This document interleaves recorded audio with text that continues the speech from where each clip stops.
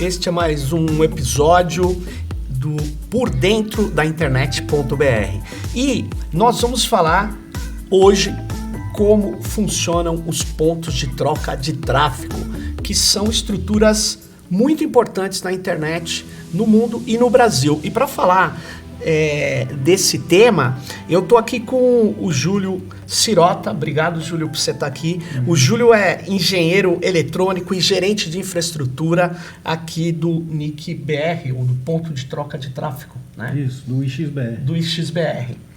Tá certo. E aí eu vou começar com a pergunta clássica aqui, né, sobre esse tema. Para que serve um ponto de troca de tráfego? Tá. Acho que o começo é importante a gente dar uma contextualizada bem rápida sobre como funciona a internet. Claro. Tá? A internet ela é composta por milhares de redes, aproximadamente umas 70 mil, e essas redes se comunicam. Elas, para você chegar num destino dentro da internet, você vai passar por dentro de outras redes. 70 mil redes? Mais ou menos 70 mil. Tá? Espalhadas só pelo mundo. O ponto de troca de tráfego, ele tem... Qual que é o objetivo dele? É, numa determinada região, poder interconectar redes que estejam presentes próximos a essa infraestrutura. Tá? Então, por exemplo, você pegar... Nós estamos aqui em São Paulo. Tá? Então, aqui em São Paulo, a gente tem muitos data centers, muitos provedores de acesso, provedores de conteúdo, tem uma infinidade de empresas relacionadas à internet. Quando a gente cria um ponto de troca de tráfego, a gente possibilita que esse pessoal todo se interconecte num único ponto, que ele é bastante eficiente e permite que isso seja feito sem que precise usar circuitos de trânsito, de transporte de longa distância. Tá? Apesar de que tem gente que chega aqui em São Paulo e vem do Brasil inteiro. Tá? Quer dizer, ele, quando se diz ele chega aqui em São Paulo, ele é responsável por trazer a infraestrutura dele até aqui, o cabeamento dele?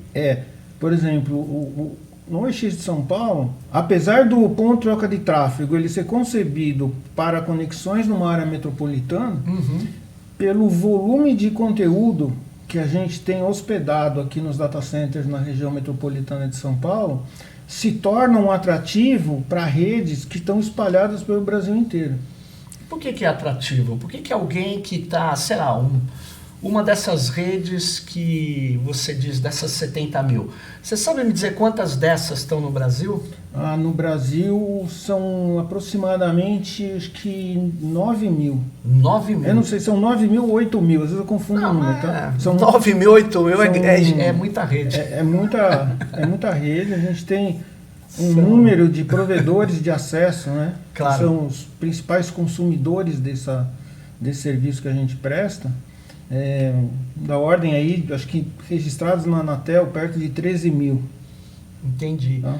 Aí qual a vantagem, por exemplo, de um que está no Rio Grande do Sul se conectar diretamente aqui no IX, que é o ponto de troca de tráfego, né? Então, a vantagem é que com uma única conexão, seja, por exemplo, um transporte, né? A pessoa tá em outra região. Porto Alegre, assim, a gente tem alguma parte do conteúdo lá, então ele poderia estar pegando um pedaço lá. Mas ele, numa única conexão, ele tem acesso a todos os provedores, ao conteúdo que está hospedado aqui na região de São Paulo. Então você vai ter Google, Facebook, Amazon, praticamente todos os conteúdos da internet. Júlio, o que ele ganha então é mais na velocidade, é no que exatamente? Ele vai ganhar na rapidez com que ele vai ter o acesso, né? Ele vai ter um acesso direto, né, a essa rede e ter a diversidade de conteúdo, né? Porque a grande vantagem do ponto de tráfego é exatamente a concentração de conectividade que permite que você minimize, né, os recursos que você precisa usar. Ou seja, pode estar acontecendo um problema lá na central de conteúdos do Netflix e aqui vai estar funcionando porque ele teria uma reprodução cache, aqui uma uma parte desse conteúdo está rodando aqui. Sim, sim. Isso, inclusive, é bastante usado hoje. Tem muitos provedores que eles se conectam em vários pontos de troca de tráfego. Porque se tem algum problema, não necessariamente do ponto de troca de tráfego, mas o provedor de conteúdo, ele tem o controle da sua rede, do seu serviço. Claro. Ele pode, em determinado momento, fazer uma manutenção, ter alguma questão técnica, que ele quer tirar o tráfego, por exemplo, do Rio de Janeiro. E ele consegue? Consegue. Então, quem está conectado no Rio, então tá bom, eu vou pegar esse conteúdo agora em São Paulo. Agora você está falando, por isso então, muita gente reclama, né? Ela está lá na Europa, numa empresa X de conteúdo, e ele acessa conteúdos diferentes. Significa que, na verdade, dependendo da área que você está, ele pode estar priorizando um tráfego para um certo conteúdo e não para outro, né? Provavelmente deve ter áreas assim, algumas empresas, não em todas, né? Mas enfim, Júlio, qual foi o grande desafio, qual é o grande desafio de manter tudo isso funcionando aí? Eu acho que o principal desafio é o avanço, né, do volume, né, de conexões, o volume de tráfego, o avanço da tecnologia, né? Então, a gente precisa constantemente estar fazendo upgrades, aumentando a infraestrutura. Né? E aonde fica essa infraestrutura? Em São Paulo tem um data center do IX, do NIC-BR. Aqui em São Paulo, especificamente, o NIC possui 2 data centers. Tá? Um fica aí atrás, aqui do lado onde a gente está. Tá? Uma sala, um data center pequeno, né, dentro de um edifício comercial. Né, mas totalmente adequado e adaptado a essa funcionalidade. E a gente tem um outro edifício, né, que foi construído mesmo para ser um data center. Né? Quer dizer que foi construído pelo NIC. Isso, foi. Então, a gente tem 2 pontos que a gente chama pontos centrais. Tá? Conectados a esses pontos centrais, a gente tem mais 30 data centers aqui da região metropolitana, que se interconectam. Tá? Então cria uma malha, né, de interconectividade muito grande. Entendi. Tá? Então, isso garante que a conectividade, os acessos, a velocidade, enfim, tudo funcione de uma maneira adequada, que as pessoas nem sabem que isso existe e estão navegando na internet com, vamos dizer, com qualidade. Sim.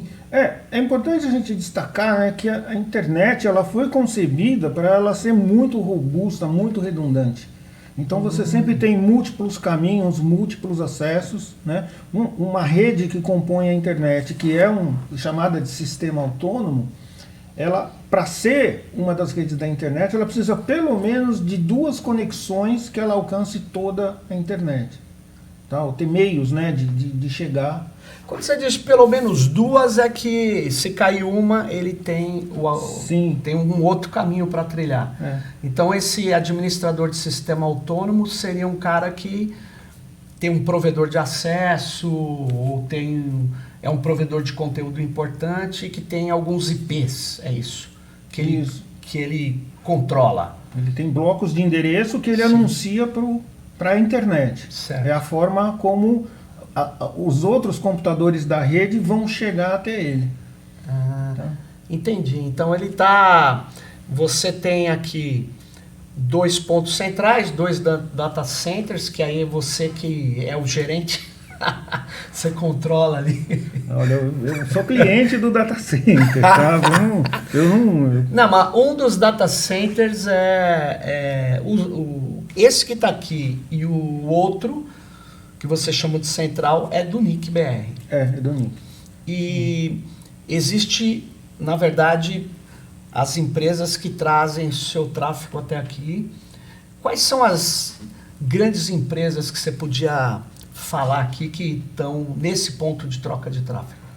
Olha, a gente tem aqui em São Paulo, a gente tem diretamente conectados aproximadamente umas 2.450 redes. Tá? Tem redes brasileiras e tem redes estrangeiras. Tá? Se a gente for olhar, né, na tabela de rotas, o que é isso? Quer dizer, qual que é a nossa visibilidade do ponto de vista aonde a gente atinge o Brasil, né, em termos de redes. A gente atinge 80% das redes brasileiras. Tá? Então, conectados aqui, a gente tem praticamente todos os grandes conteúdos. Tá? A gente está falando de Google, Facebook, Microsoft, Amazon, Twitch. Tudo. Praticamente, assim, todos os conteúdos. Tá? Uma das coisas que eu faço, né, das minhas atividades, às vezes, é sair do Brasil, ir para alguns eventos. Sim. E ir atrás de conteúdos que ainda não estão aqui no Brasil. E como que você mapeia isso? É na mão, né? A gente pega o evento, vê a lista de participantes, né? Ou a gente conversa, né, com outras empresas, fica sabendo quem é quem. Porque a internet é muito dinâmica, né? A gente tem essas redes de distribuição de conteúdo, né, conhecidas como CDNs, Sei. que elas acabam trazendo os conteúdos para o Brasil de uma forma indireta, tá? Então, por exemplo, essas redes, elas são contratadas, né, para pegar um conteúdo, por exemplo, que está na Europa ou está no Japão e disponibilizar ele aqui. Porque senão, se não tivesse essa disponibilização, eu consigo acessar, mas é mais difícil. Imagina, né? Tá. Se sei lá, a Netflix tivesse um único servidor em que o mundo inteiro precisasse pegar o conteúdo deles. Imagina, a gente precisaria ter um tubo submarino, não é nem um cabo, né? Para sair e ir atrás desse conteúdo, né? Isso não é escalável, né? Você não consegue. A internet, desde lá do comecinho dela, né? Já se vislumbrou a necessidade de ter essas redes de distribuição de conteúdo, né? Porque senão gargala. Não, como o tráfego. É gigantesco. O carnaval que vem aí, tudo. Não, é muito grande, né? Por isso, assim, a internet, ela é hoje, né, um serviço que a gente nem sabe, né, que ele está do nosso lado, mas você está com o celular aqui, a internet já está conectado, né? Você está ligado à internet todo dia, né? Então passou a ser um serviço como energia elétrica, né? Uma utilidade. Mas na verdade eu acesso vários serviços que não estão aqui replicados no IX e que funcionam rapidamente, mas muito provavelmente é porque eu estou acessando coisas que não têm um acesso muito grande a partir daqui, né? É provável, né? Não, então, assim, a topologia, né, a decisão Sim. de como que você vai estar distribuindo o seu serviço, o seu conteúdo, ou qual é o grau de difusão disso, depende das empresas, né? Por exemplo, uma empresa de cloud, Certo. que fornece serviço de cloud, né? Vamos sair Nuvem. um pouquinho, nuvem, tá? O ponto que ela olha é a latência, ou seja, que é o tempo que demora para você acessar aquele dado, né, pedir uma solicitação de dado e receber uma resposta, que vai depender da distância física que você está do computador. Tá? As informações da internet andam em fibras óticas ou andam na velocidade da luz, aí, ou quase nisso, mas distância representa tempo. Tá? Então, tudo isso é um jogo, né? Um tabuleiro aí que essas empresas vão posicionando suas peças, né? Mas a latência não tem a ver, isso é importante que você falou, a latência não tem a ver só com largura de banda, velocidade. Não. Qual que é o fator decisivo dessa latência? Então, é assim, se você tem dificuldades, né? Se você tem gargalos do ponto de vista de banda, Sim. Você acaba tendo um aumento de latência, porque claro. O seu pacote vai pegar uma fila, ele vai demorar um pouco mais para ser encaminhado. Mas o resto é distância, tá? Quer dizer, se tem uma rede que está lá no Nordeste do Brasil, ou está no Norte do Brasil, e quer acessar aqui São Paulo, são 3.000 quilômetros de distância. Na velocidade da luz, não é? Mas isso representa aí 100, 120 milissegundos, alguma coisa... Olha aí, 120 milissegundos. Isso faz uma diferença enorme na minha vida. Faz. Eu sei. Não, assim, isso aí é uma coisa aparentemente pequena, mas a hora que você está interagindo, claro. Né, faz diferença. Faz diferença. É que assim, a gente é das antigas da internet, né? Conexão de escada. Então, Se você lembrar como é que era antes, né? Quer dizer, você receber hoje uma página de qualquer portal da internet hoje, na internet antiga, ia ficar Eu me lembro horas que pra chegavam os receber. pacotes, você lembra disso? Os pacotes iam sendo montados, né? Aqui no teu computador, né? Sim. Mas ele ia chegando assim, primeiro chegava o pé da página, muitas vezes chegava... É curioso, demorava para montar uma página. Hoje a página, eu acho que se demorar tudo isso, o pessoal assim acha que não está conectado, né? Porque se demora um pouquinho já é um problema. E hoje, né, acho que tem uma diferença da web, né, que hoje ela é muito mais distribuída, né? Acho que às vezes o conteúdo que você está acessando de um determinado portal, ele vem de diversos outros locais. Claro. Então tudo isso Fica vai vindo em paralelo para você. Agora, é interessante, né? Porque tem alguma, não sei se você pode falar isso, mas tem alguma grande empresa de game que está aqui no X? Sim, a gente tem... assim, as empresas conectadas nos pontos de troca de tráfego, o número do sistema autônomo e o nome são públicos, tá? A gente divulga isso é aberto. A gente só não fala onde elas estão conectadas. Claro. Tá? Mas a gente tem a Sony, PlayStation. Então por isso que a latência é menor. Tá aqui do lado, pessoal. A gente tem várias. Eu vou, assim, não é a minha praia games, tá? Mas assim, a gente tem. O cara não joga games, essa revelação é importantíssima. Depois que eu nunca consegui ganhar nada dos meus filhos, aí eu abandonei. Não, mas legal. Mas então, hoje claro. é um dos serviços mais importantes aí para os provedores de acesso. Porque a latência, o tempo, porque assim, o gamer, o que ele vai ver ele tá jogando e tem lá um servicinho chamado ping, né, que é manda um pacotinho e recebe de volta e está medindo o tempo que está demorando para ir até o servidor, né? Então, se o concorrente dele lá, o adversário, está com uma tempo de resposta melhor, ele pode ter alguma vantagem no jogo. Ele certamente vai acertar antes o tiro do que o outro, né? Ou chutar antes, depende do jogo, você tem razão. Então essa infraestrutura ela está funcionando aqui, tem muitas empresas colocando sua rede, replicando, vamos chamar assim, seu conteúdo, e isso é uma estrutura vital hoje na internet mundial, né? Mas, por exemplo, eu tenho um e-mail do Yandex, não sei se você conhece, é um provedor da Rússia, porque eu acho legal dispersar informações por diversos clientes de e-mail. É uma ideia que eu tenho. Então, não concentro informações num único lugar, né? E, na verdade, esse Yandex não deve ter nenhuma relação direta aqui com o Brasil, mas eu consigo acessar relativamente rápido. Mas significa que eu vou roteando isso, sei lá por onde, até chegar, não sei onde é a estrutura de hospedagem que eles têm, mas provavelmente deve ser na Rússia. Então, isso não impede que eu acesse vários lugares do planeta, mas se muita gente começar a acessar, aí você vai atrás para eles virem para cá, é isso. Por isso que você vai na feira. Sim. É lógico que a gente procura, né, os principais conteúdos, né,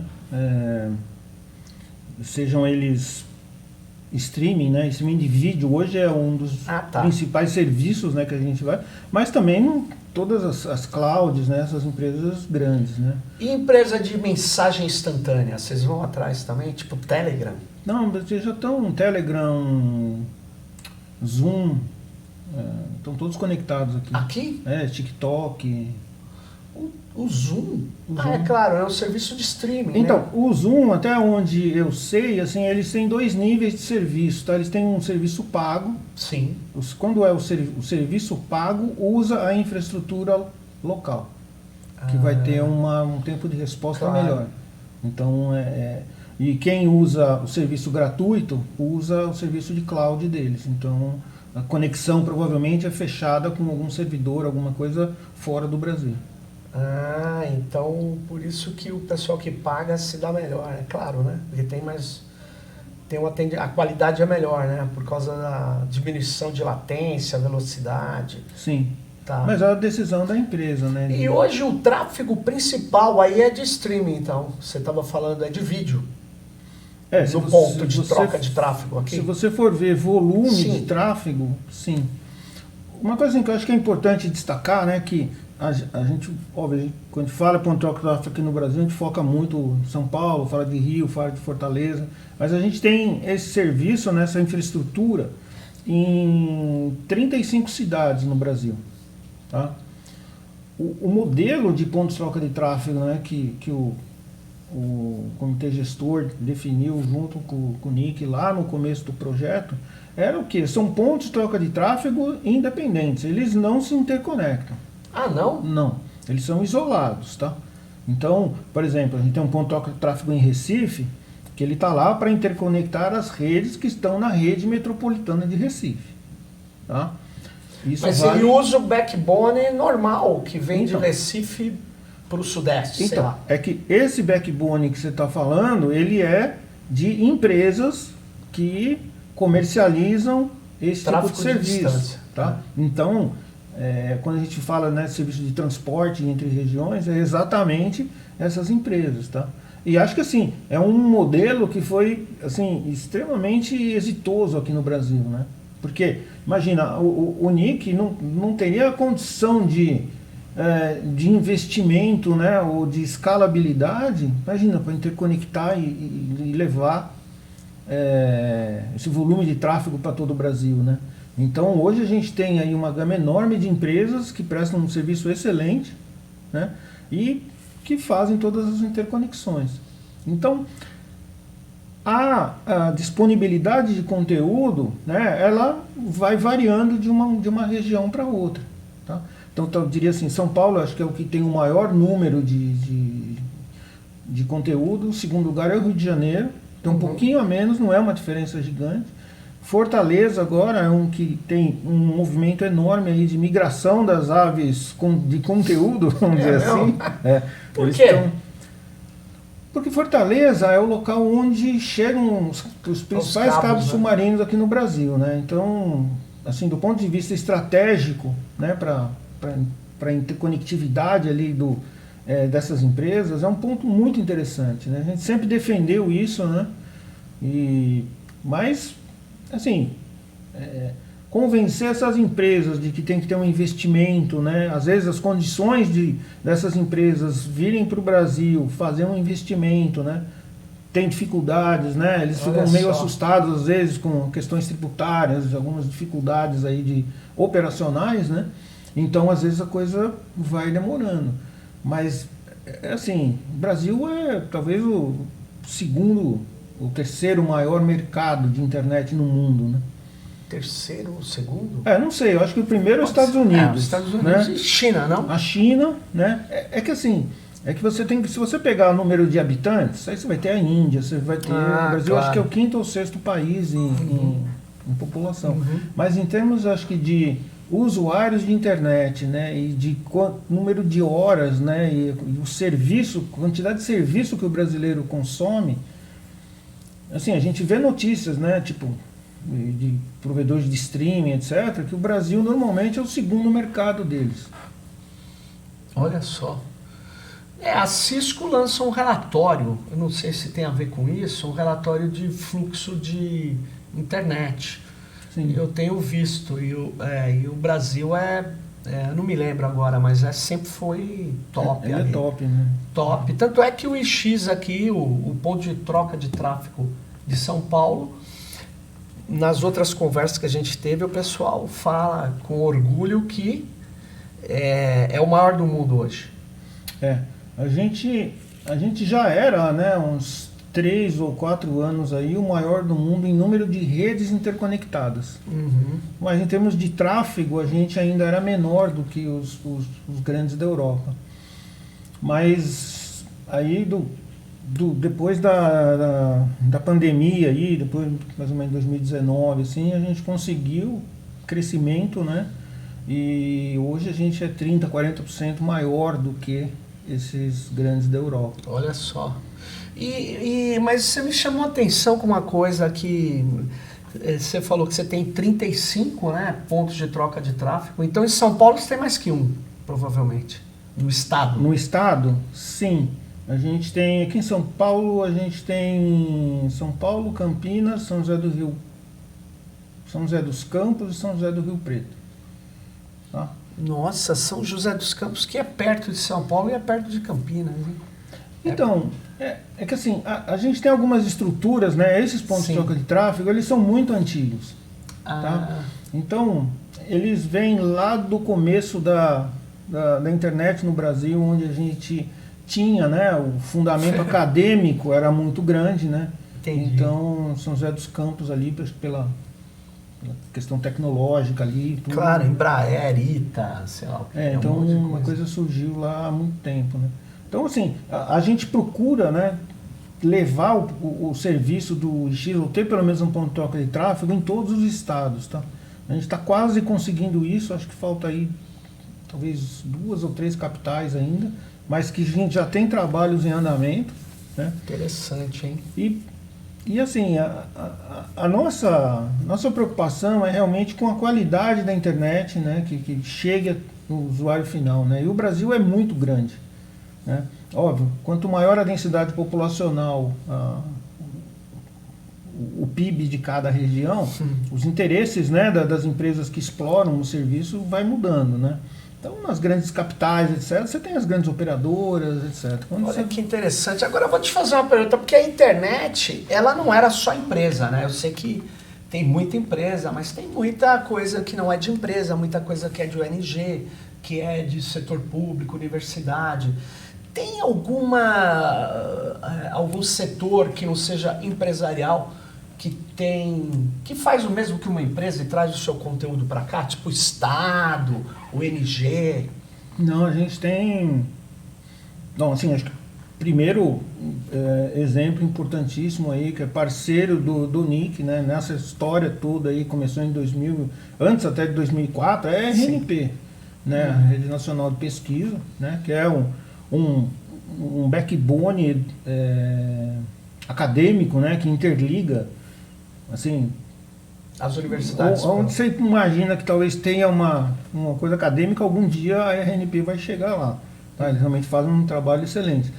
E a gente tem uma parceria muito grande com eles, assim, em muitos locais eles hospedam, eles são um ponto de interconectividade do ponto de troca de tráfego. Né? Então, como é uma entidade neutra, sem fins lucrativos, né? Então, normalmente a gente procura, né, esses locais aí.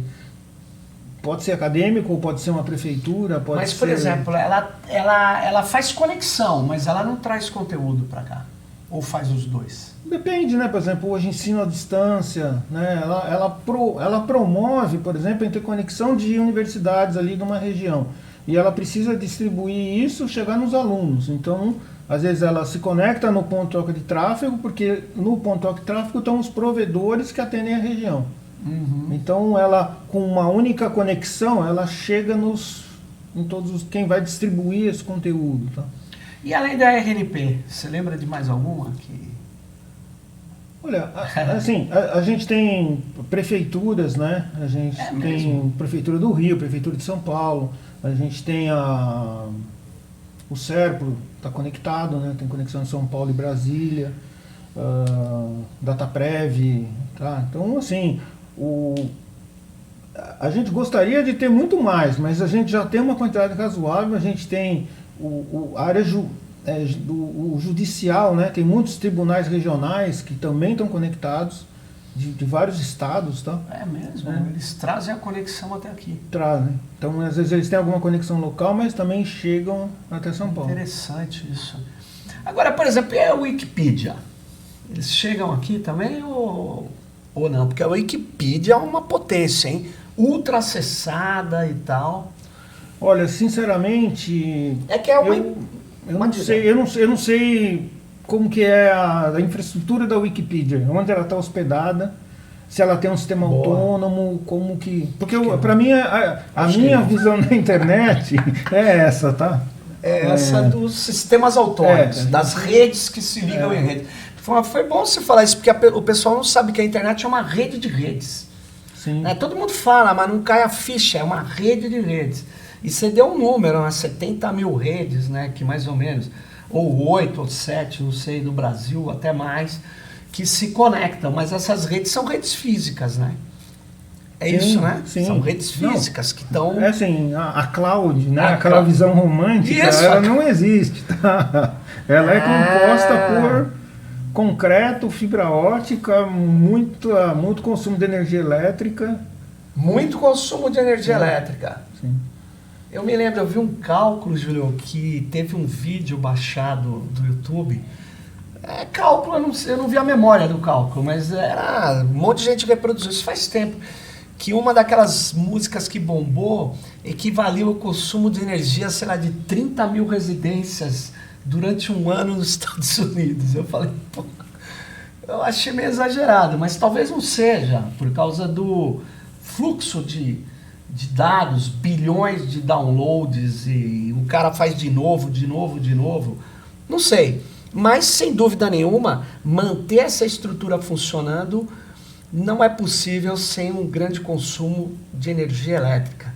Eu diria a você que o IX, então, é um energo-intensivo consumidor de energia elétrica. A gente consome um pouquinho, assim, não é pouco, não. Não é pouco.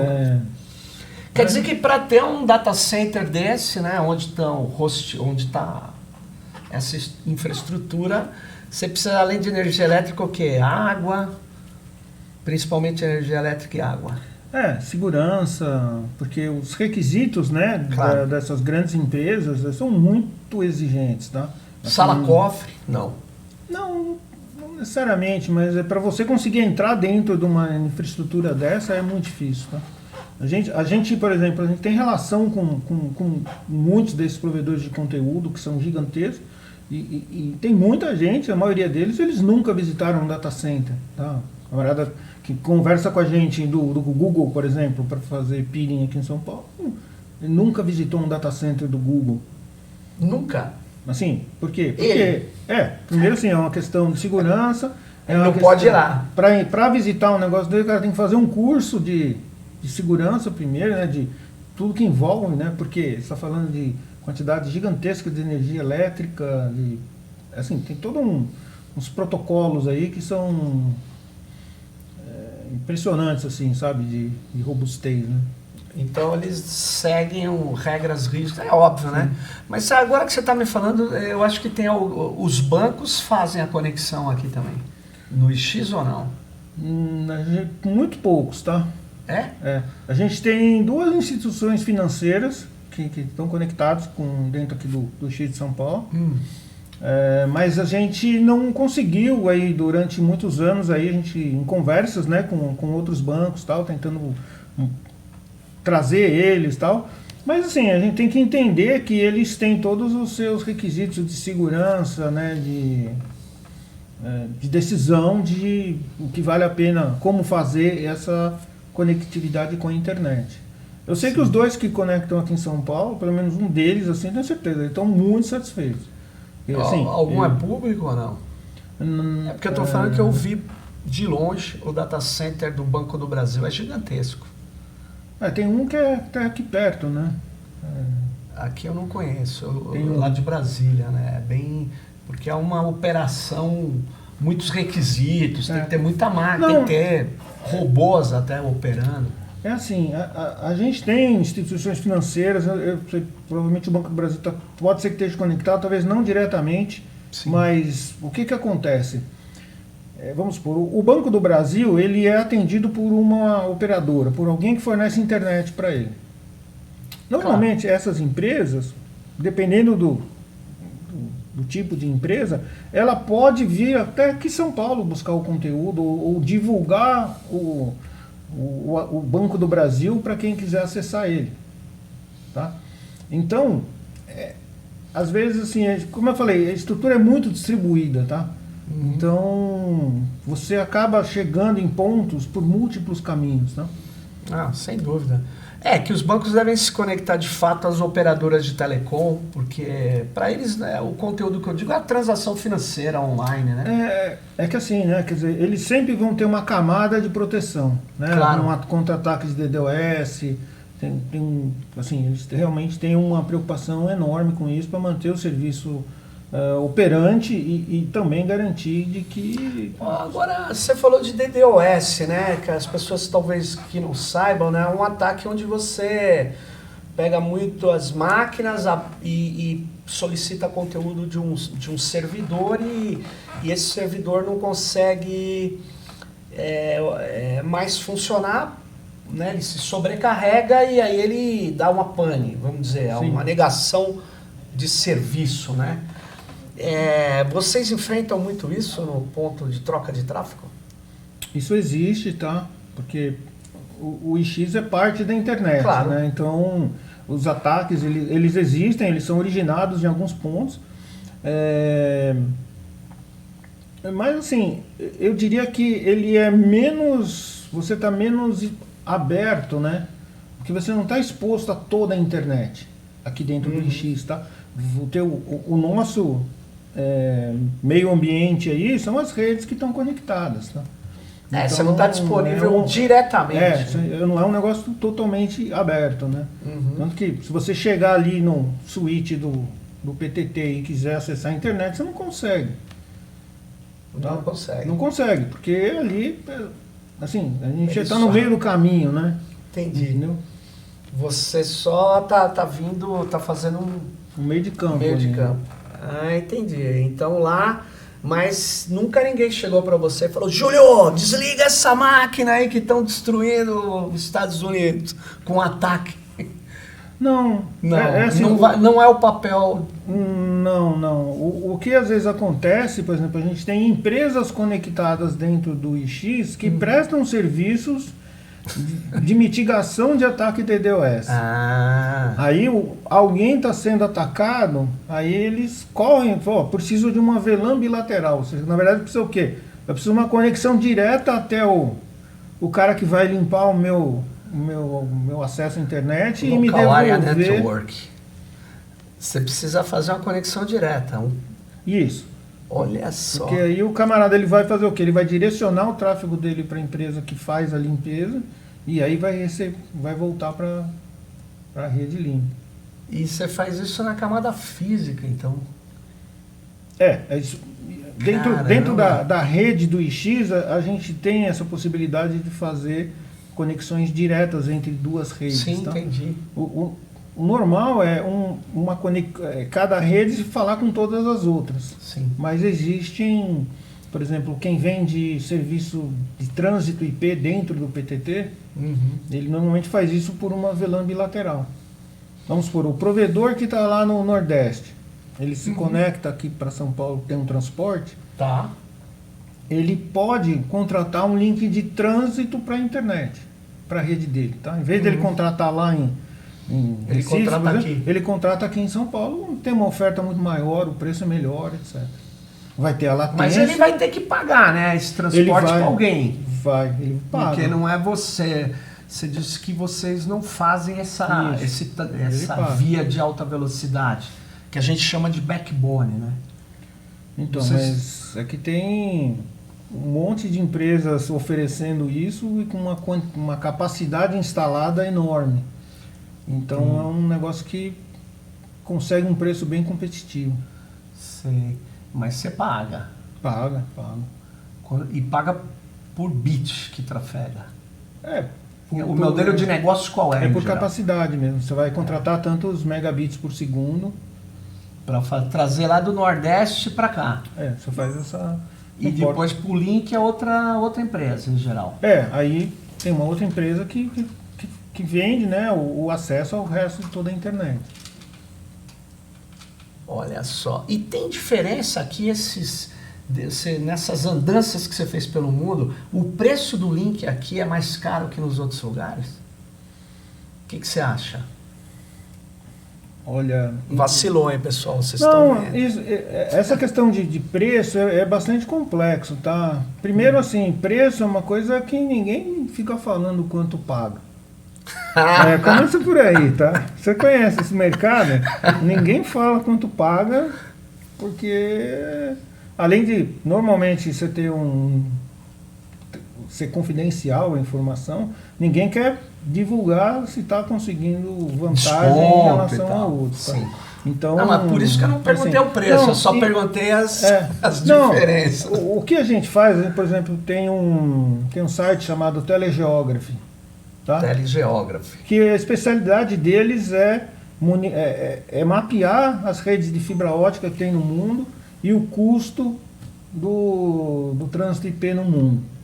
Tá? Olha só. Então ali você consegue, por exemplo, ver quanto custa em São Paulo, quanto custa no Rio, Nova York e outros lugares, e aí você vai comparar. É óbvio que assim, aqui é mais caro. É mais caro. Tá? Por que será? Eu acho que era muito mais caro. Atrás dessa informação. Por que será que é muito mais caro, né? O que você acha? Não sei. Eu acho que talvez o volume seja menor, né? Talvez a oferta tenha menos empresas, né? Porque uma questão que, vou dizer que me incomoda, né? Mas assim, que é um dos meus objetivos quando eu vou aí no mundo atrás de empresas para vir para cá, é o fato que algumas delas, às vezes, elas mostram lá o mapa de atuação. Então você vê lá o hemisfério norte, muito bonito. De vez em quando tem alguma coisinha que passa lá na África do Sul, vai até a Austrália, e a América Latina ali é um buraco negro, entendeu? Eles não dão muita atenção. Aí você começa a falar, tá vendo esse paizão aqui, ó, a gente tem lá 190 milhões de usuários de internet, temos o maior ponto de troca de tráfego do mundo, temos mais 35 pontos de troca de tráfego, entendeu? Vai ver com o nível mundial de uso da internet, né? A gente é um dos maiores e tal. Óbvio que os caras estão interessados em business, né? Em negócios, né? Então, assim, é um trabalho de formiga mesmo. Você tem que ficar lá... Mas ele, por exemplo, já devia ter notado, né? Que nos acessos dele tinha muito IPs que estariam na América do Sul, no Brasil. Era mais fácil você seguir esse fluxo para vender. Aí ele fala, pô, tava procurando você, Júlio, eu preciso botar minha rede ali, replicar minha rede no seu ponto de troca de tráfego. Isso aí eu acho que é uma análise também que a gente tem que fazer de o que é hoje a internet, né? Como que ela está implantada no mundo. Porque se você for ver, quer dizer, o que se espera é que o conteúdo que a gente consome no Brasil esteja todo dentro do Brasil. Né? A gente, sei lá, deve ter conteúdo hospedado na nuvem, etc, mas boa parte dessa nuvem já está aqui no Brasil. Né? Então, a tendência é de cada vez menos tráfego intercontinentes aí, né? Ele precisa existir, né? Para atender as necessidades dos usuários da internet. Nunca vai deixar de ter. Aí você está falando de uma concentração de tráfego, né? Porque esses grandes polos que atraem a atenção das pessoas que usam a internet, eles vão estar nesses pontos de troca de tráfego. Aí evita essa... Não vou nem puxar a sardinha aqui pro meu produto aí, tá? Mas, por exemplo, quem fornece cloud, a gente está falando aí de Amazon, Google, Microsoft, eles têm a preocupação em estar distribuindo a infraestrutura deles em regiões lá que eles chamam mais próximo do usuário final, porque ele precisa ter latência menor, ele precisa ter um tempo de resposta bom. Tá? Então, eles acabam levando... Então, não é de se esperar de que acessos a essas infraestruturas de cloud, elas sejam ofertadas a partir de data centers, de infraestruturas aqui do Brasil. Óbvio que algumas empresas têm bastante Amazon e tal, mas ainda você tem o Google, acho que aqui a maior parte é dos Estados Unidos, Europa, não é Brasil. Tem Chile, né? Exato. Então, a gente gostaria de ter... A gente sabe, o Google tem alguma coisa aqui no Brasil, né? Mas não é assim, na escala do Não é. volume que a gente consome. Não é. Mas, e aí você traz uma questão, né? O fluxo de dados, né? Para fora do Brasil. Você acha importante, ou hoje para você é irrelevante os dados estarem aqui, ou armazenados? Não só por causa de latência, mas por outros motivos que vêm no seu universo, que você consegue vislumbrar. Os dados, por exemplo, das universidades brasileiras estão indo para fora do Brasil. Assim, não acho que deva existir assim, uma preocupação fundamental do tipo, não, dado brasileiro não precisa sair do Brasil, tá? Sinceramente, eu não tenho muita visibilidade de como esses dados são tratados, como que é essa distribuição de armazenamento, como que todos esses serviços, né, que a gente usa milagrosamente, instantaneamente, estão sempre disponíveis. Então, o mais razoável é que essas coisas estejam aqui. Agora, eu não sei se, por exemplo, uma região aqui da América Latina, se ela tem réplicas em outros locais do mundo. Tá? Porque é assim, né? Você tem o teu dado está na nuvem. Você quer o seu dado preservado. Você quer ele disponível. Então, o grau de redundância que essas empresas vão guardar isso, eu sinceramente, sim, eu já tentei explorar um pouco isso, conversando com as pessoas. É muito difícil, assim, eles não abrem muito. Não abrem. Tá? Então, mas assim, é fato. Você tem lá alguns gigabytes de fotos lá no Google Fotos e esse negócio está lá sempre disponível para você. E imagina que tem aí, sei lá quantos % da humanidade mandando fotos e os caras têm que lidar com isso. É que hoje com a inteligência artificial, né, esse dado estando hospedado na Europa é diferente de estar nos Estados Unidos por causa das regulações diferentes. Então lá nos Estados Unidos ele pode treinar essas fotos que você falou, um algoritmo de inteligência artificial deles, e na Europa talvez não, porque ele não pode fazer isso sem a tua autorização. Tá. Então, são de fato coisas complexas que não estão abertas, ainda é muito opaco, né?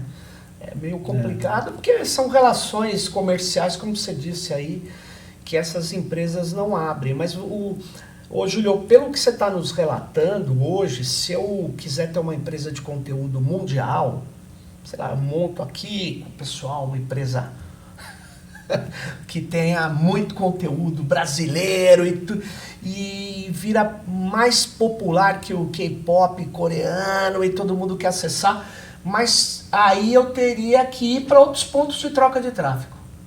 Sim. Se não, o que a Fernanda é uma pesquisadora, já foi aqui, transitou pelo CGI, ela já foi bolsista naqueles encontros que o CGI... e a Fernanda Rosa, ela é professora nos Estados Unidos, ela fala, olha, hoje a internet está sendo dominada por estruturas que são ágeis, mas que você precisa pagar para que o conteúdo possa ser acessado de modo, vou dizer assim, concorrente com outros, né? Porque o outro, a empresa, a Disney deve ter ou alguém que a represente que traz coisas para cá, né?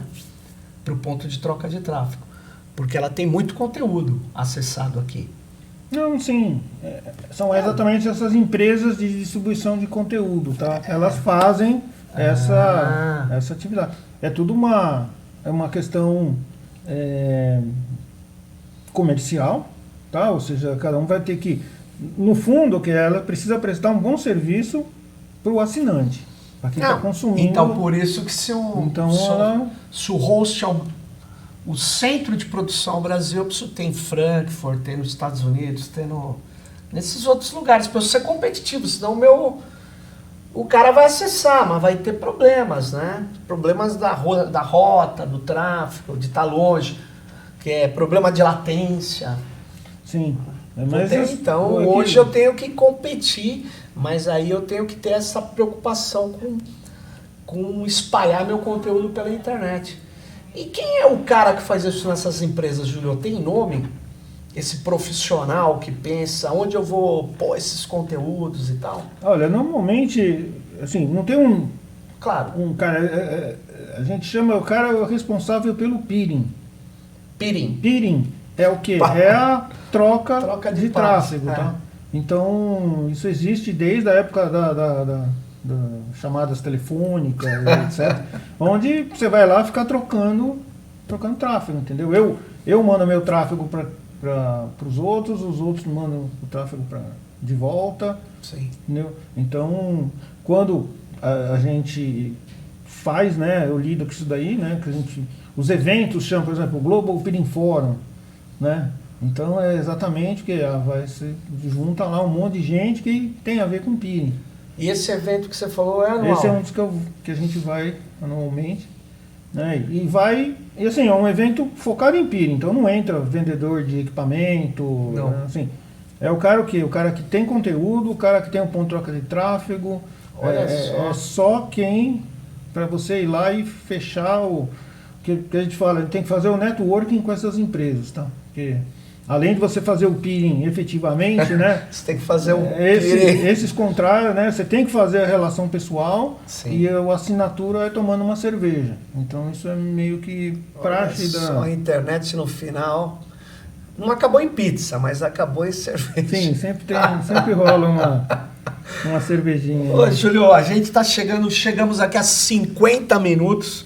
Obrigado pelos seus esclarecimentos. Acho que muita gente não sabe como que é essa dinâmica efetivamente para que ela possa, como você usou aqui o termo, parece que até mágica, ele acessa esses conteúdos de modo rápido e estamos aí. Valeu, gente. E fiquem aí ligados nessa série especial do podcast Tecnopolítica, da revista Fora do Nick BR, por dentro da internet.br. Valeu. Obrigado, Júlio. Nada, é um prazer. Valeu.